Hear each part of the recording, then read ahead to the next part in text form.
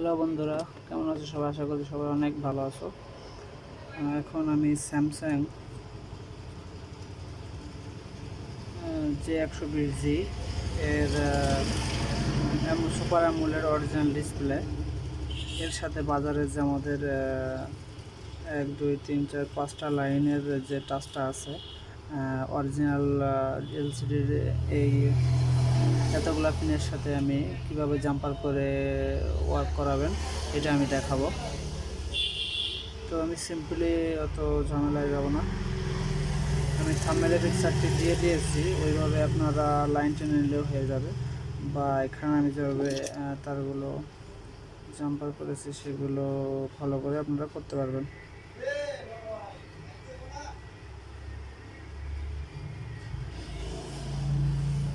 দেখুন,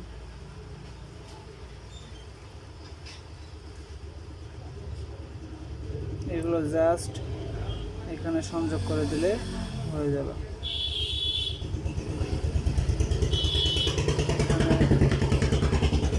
প্রথম একটা দুইটা লাইন দুটো একসাথে শর্ট করে দিবেন, তারপরে